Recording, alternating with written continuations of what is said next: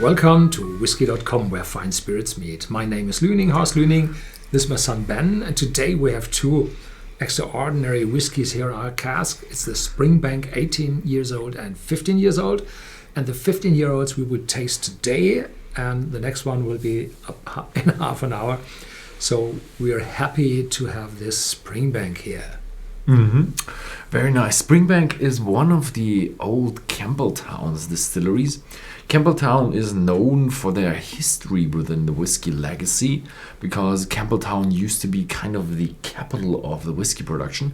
The small town of Campbelltown used to have 30 whiskey distilleries and numerous brands and blenders that used to blend this whiskey together.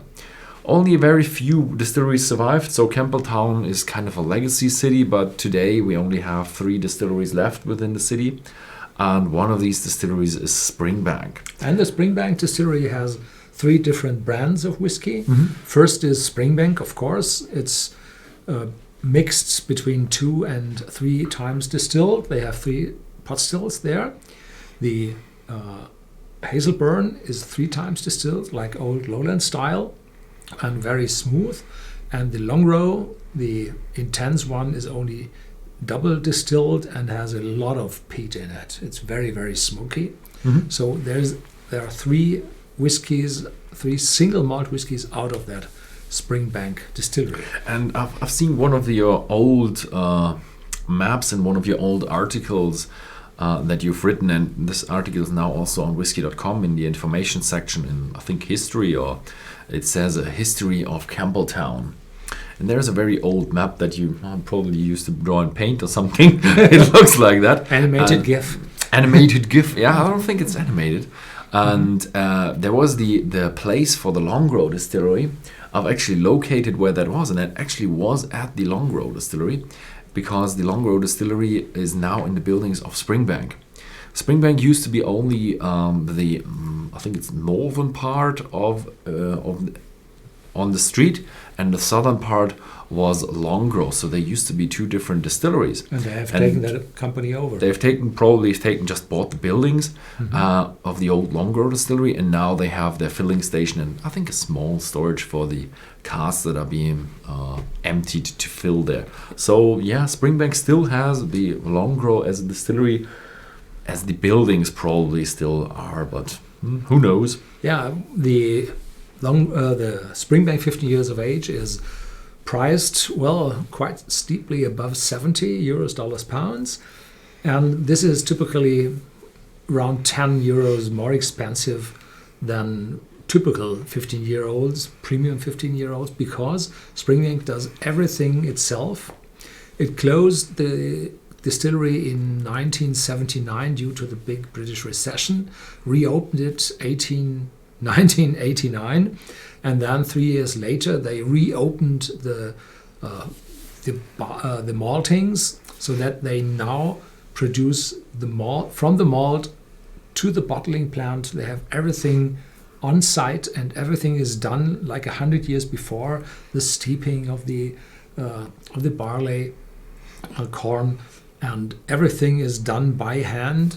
So this is a lot of effort, and that costs more, and therefore Springbank costs a little more than others. Mm-hmm. Yeah. Okay, let's have a try. Oh, while you pour, I can tell you that it's not just the barley that they use in the malting. Should I try it that way? I'm not seeing it. I think you can do it. But also they have a very, very old mash tun. It's a cast iron segmented mash tun, and everything is so kind of Victorian. And cast iron is Victorian. Cast iron, and it's so massive that you realize, okay, maybe the electric engine has to be replaced every 50 years, but it's meant to work for 500 years. On the cast iron case, definitely. And the but mixer, they do actually. I think they've told me that I think they had maintenance just before I arrived, and they actually do break it all apart into all the segments, clean it, and then they put it all together. I'd really like to know how they do it, because they have that thick lacquer or coating above what do you call it? The painting bolts. on the bolts, yeah. On the bolts, how do you do that? I think you have to remove the paint before you can even get the nut on the bolt. Perhaps you can take a raw whiskey and take off the color. No, it's not suitable to alcohol, no. Mm-hmm. Yeah, so this is 15 years old. This is a premium one. This is really premium. Yeah, have a try. Mm-hmm. Oh. The camera is not that straight on on me, so I have to move myself to look in the camera beside the card box. Yeah, so there is definitely smoke in it. So the Longrow has a lot of smoke, the Hazelburn has non-smoke, and the Springbank has a little smoke, and that's not strong enough to cover everything, but it's strong enough to be recognized immediately. And there's this smell, slightly smoky and a medicinal note in parallel, and then you already smell the cask, that there is spiciness in it, probably going over to almonds. Yeah, lightly sweet, sugary. Yeah. Mm-hmm. Yeah, it is. It is sweet. And really nice with a whiff of smoke. Just a little medicinal whiff of smoke combined with a soft touch, creamy, a little bit caramelly and fruity. Also a bit of an oak touch already. Mm. It's a nicely, wonderfully balanced whiskey. Mm-hmm. And it's not colored, not chill filtered. No, 46%. 46%, 15 years. That's sounds like a really good whiskey. Mm-hmm. Cheers. Cheers.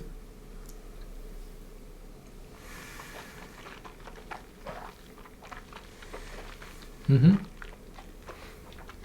Mm.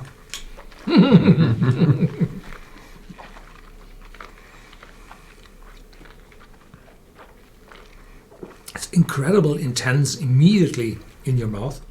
It's mouth-watering. It shows figs, dates, probably all that old sherry cask influence. There's a little spiciness, which is more than the typical oakiness. The smooth covering, the sweetness develops. Fruity Christmas cake, very, very spicy. Yeah. Mm-hmm. Mm. Mm. From the nose, I would have expected a light, well-balanced whiskey. It's definitely a well-balanced whiskey, but it's not light. It's very intense. Mm-hmm. It has oak, it has a nuttiness, it has fruitiness, it has sweetness. So it's a wonderfully complex, intense whiskey. So that's 46%, right? Or 48? 46. 46, okay, 46. Yeah, I would have expected that. Because it just got so much intensity in there. I love it. And the aftertaste still there.